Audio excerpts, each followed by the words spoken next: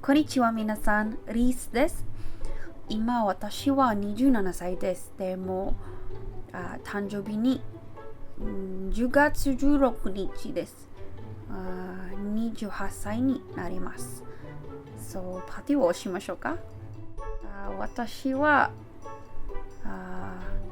髪が長くてちょっと背が低いです。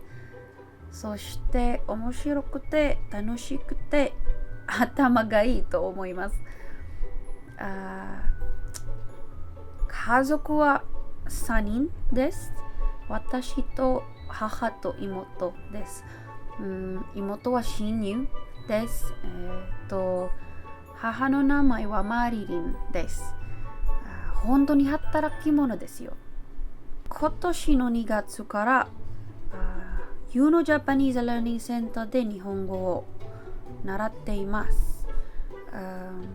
毎週の火曜日と木曜日にカティプナに勉強しに行っています。Yuno はアテネオの大学に向かいにあります。大学の時、アテネオ大学に行きました。専攻は美術学科でした。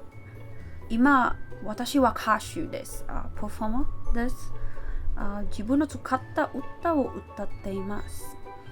ギターは一番好きな楽器です。でも、ユクレレも弾いています。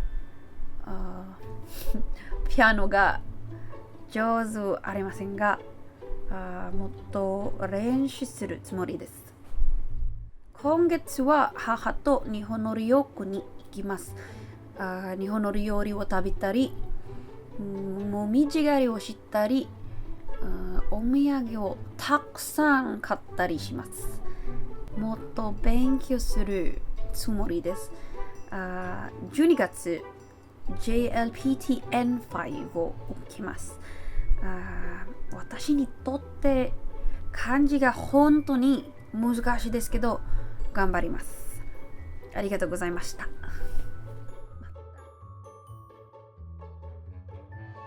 Hello everyone, I just tried speaking Nihongo for you. For those of you who don't know or who may not know, I have been learning Japanese since February this year. I've been studying in Yuno Japanese Learning Center and it's in Katipunan, close to where I live. And I asked you guys questions on Instagram regarding my Japanese learning, and you guys sent in a lot. So I'm going to read off of my Instagram stories, and I'm gonna try answering some of your questions, but in English. So it'll be easier for me. I'm not really great at speaking yet, but I have tried to manage with the limited knowledge that I have acquired so far since February. So okay, Lex Arcangel asked, where's the best place to learn Nihongo? Well, I think the best place is to learn where you are right now and what's easiest for you. Learning a new language is very dependent on yourself. I know a lot of people who are great at Nihongo and they have just self-studied. They block off a certain amount of time each day to practice Nihongo, and even though you think you already know your vocabulary or your grammar patterns, it's always recommended to always review. It will reinforce what you have learned so far. So I think there's no best place. Sometimes self-study works for people that are really dedicated, and even though you study in a Japanese language school, it doesn't necessarily guarantee your learning. I myself have very little time to study, but I still try my best to incorporate some practice sessions even though I'm busy with my schedules. So yeah.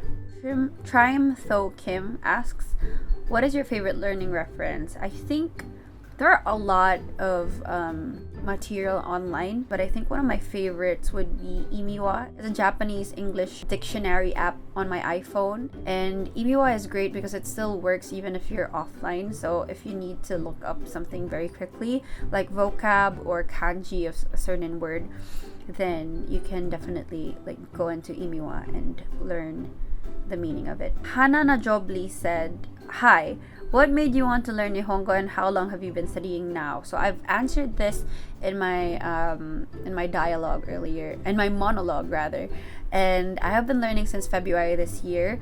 What made me want to learn Japanese? I've just always been interested in Japanese culture. If it wasn't apparent and evident in my first album, which is called Arigato Internet, and I've always wanted to make time to learn. Back when I was in grade 4, I had like a Japanese book that I was trying to study, but I just learned "O genki desu ka?" "Hi, genki desu."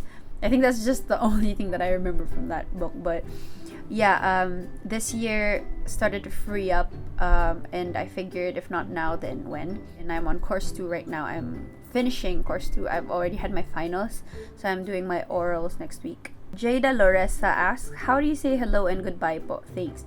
So hello, you just say konnichiwa, or you say, I think it depends on what time of day it is. So you say ohayo or ohayo gozaimasu if it's morning, konnichiwa if it's like afternoon, or I think like just a general good day, and then konbanwa for good evening. I don't know if there are any other ways to say hello, but I just always say ohayo gozaimasu or konnichiwa to people. And if you're meeting someone for the first time, you say hajimemashite. Okay, Shai Ira said, how difficult is it to learn Japanese? It is rather difficult because there's a reading and writing component. Japanese, much like in Chinese, you have characters. So you have hiragana, which is your writing for traditional or native Japanese words. Katakana is for borrowed foreign words that you're trying to Japanize. And then kanji, which is derived from Chinese characters. And that's the trickier part. You have to know the right stroke order in writing, and one character has many different meanings, and it depends on what other characters you string them with. And also the grammar is kind of reversed. The verbs are always at the end. Ox Genoa said, can you understand Japanese anime without any subtitles? No. I watch quite a number of anime, but I try to not look at the subtitles just for practice. I try to grasp what I could with my limited knowledge, and I barely could understand anything. To be honest, like, even if you know a lot of vocabulary, sometimes you just know the dictionary form and your brain hasn't processed the conjugated forms of the verbs or the adjectives yet. When you're hearing it offhand and very, very fast, like at a very normal speed, it's hard to decipher sometimes. But if the characters are speaking slowly, I think I could, get the gist of it. But honestly, I have a long, long way to go. I think that's N3 level. This December, I'm just about to take my N5. So the levels are like N5, N4, N3, N2, and N1.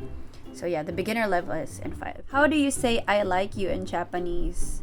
Francis Aldana asks. Oh, Francis is my friend. So you say I like you. Anata wa suki desu. Suki is like. Daisuki is like to really like or to love. And I heard that Japanese people don't really say aishiteru or aishitemasu to say I love you. I think aishiteru or aishitemasu is like a very heavy, a very deep love.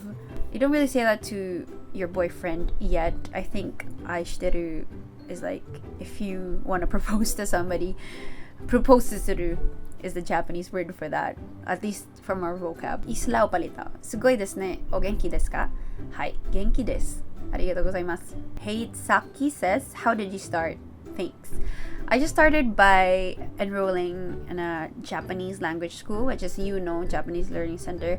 The teachers are very, very nice, and the class format is very easy to follow. I think if you put in the work, then anyone can definitely learn. Argo who asks, oh, it's Argo. She was my intern before. Argo, how are you doing? I hope you're doing okay. So around how much did your classes cost, if you don't mind? For class settings, I think it's around like 16,000 pesos. And for private, I think maybe like around 20 something. I'm not very sure for the private, but like the usual class size is like 5. Right now we are 3, but for my course 1 we were 5, and then for my course 2 we're 3. Okay, Jellybeans asks, how are you able to practice Nihongo with a tight schedule? Girl, I don't know.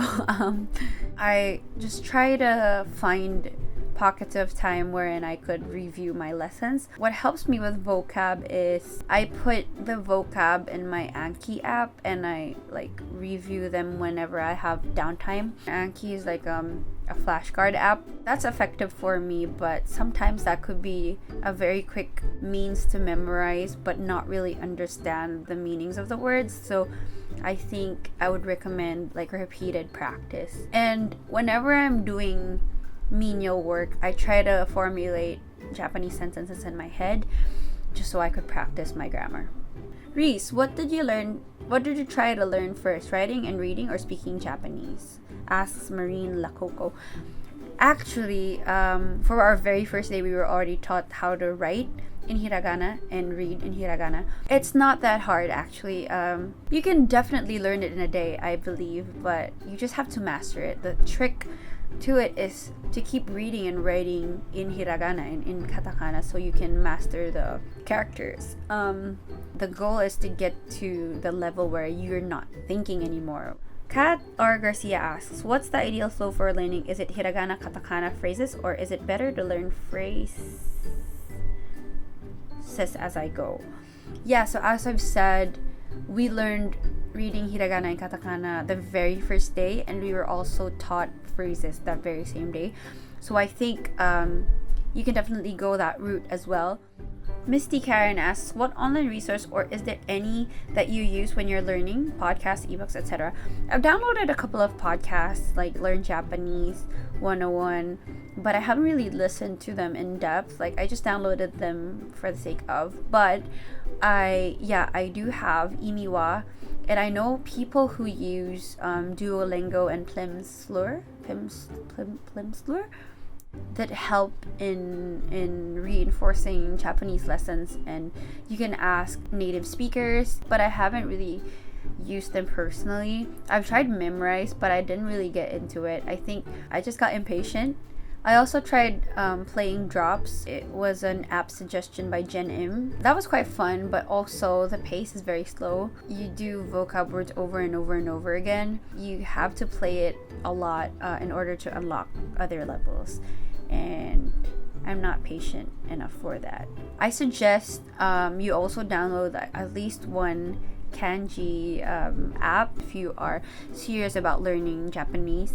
At least the N5 level Kanji would be good. Find the one that teaches you the stroke order as well, and that asks you about the reading and has like Kanji combination, so your learning is more thorough.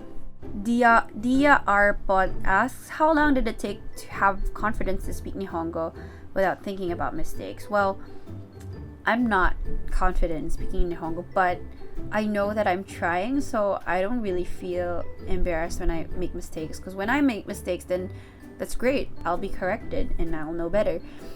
Imagine if you have a friend who's trying to learn English, you would more likely honor and respect the attempt, however horrible or great that may be, as opposed to, not trying at all. Okay, Amazane17 asks, when to use san, kun, chan, and sama? Okay, this is a good question. From what I know, you use san as like a general honorific for people that you are addressing. So minasan, when I say minasan, that means everyone. And then you use kun as like a term of endearment for little boys. I don't know if you can use it for boys who are not younger than you, but just as a term of endearment in general. But I know that you use it for little boys in most of the time. And then you use chan for little girls.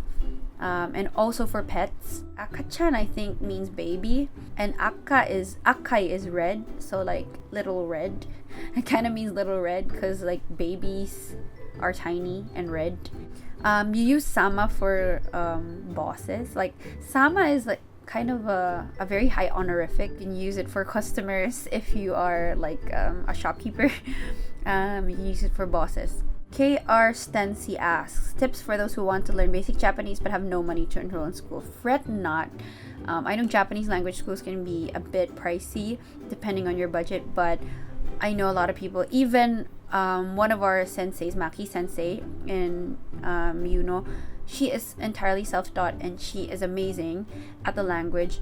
she is just very, very disciplined and very determined to learn Japanese. And if you are, there are so many resources that you can find online. And not only that, I think you can go to the Japan Cultural Center here in Makati, and they have a library with a lot of Japanese resources and even manga. And you can watch anime. You can always educate yourself online for free. There are so many resources. So I really hope that you don't get discouraged if you don't have the budget to study in a formal setting. Somebody said, "Konban wa gozaimasu, ewan ko kung tama." No. Jed Violet, is the proper diction and pronunciation taught because you sound like a Jap? Thank you for saying that. I don't think that I do, but I think I just try to adopt what I hear. I go to Japan a lot. Like we try to go every year, and I watch a lot of Japanese shows, so I think that like once you hear the accent, you kind of acquire the intonation. And yeah, I just try to not have any shame. Sabi nga ng teacher ko, mag-feeling ka, like pag-feeling and speaking in Nihongo. So in a way, nag-feeling ako na feeling ko, uy, Japanese accent, whatever. Because it really helps in the flow and in the confidence when you're speaking. So yeah. I think this will be like the last question that I answer because my battery is running low. So Trisella asks, how necessary is it to learn kanji when studying Japanese?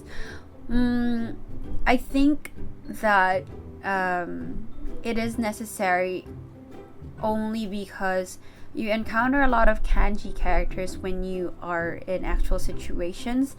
When you are in Japan, for example, you will most definitely encounter kanji. If they can kanji something, they will. And also when you're learning books, you will see kanji. At first, the very common ones like watashi and iku and kon or ima. Then as you progress, you will just see more and more kanji, and it will just be harder for you to be in a good flow because you keep getting interrupted by kanji you don't know.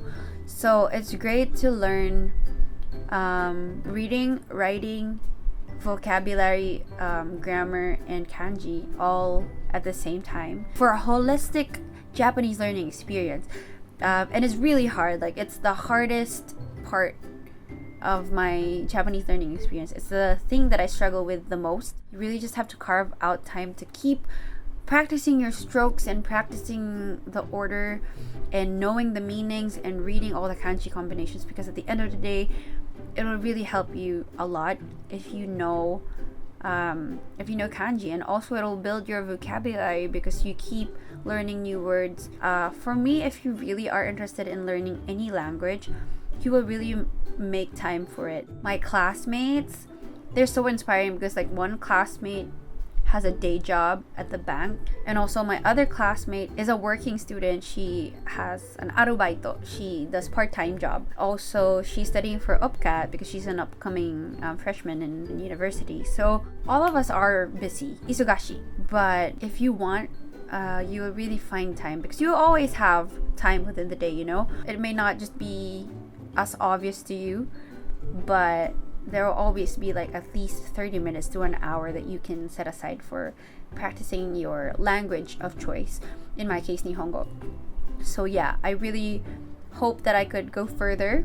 I hope that you could watch and you could join me in my journey as I learn more about the Japanese language. As I've said in my monologue, this month I will be going to Japan. I can't wait to be able to practice the stuff that I've learned and hopefully be able to update you guys about my progress and how I'm finding my newly acquired skill in Japan. So yeah, thank you so much for all your questions. I'm gonna try to address some other questions maybe in the next video wherein I update you about my progress in Nihongo. If you have any more cues, you can leave them down the comment section below, and I'll try to get back to you guys as soon as possible. So arigatou gozaimasu. Thank you so much, and mata ne.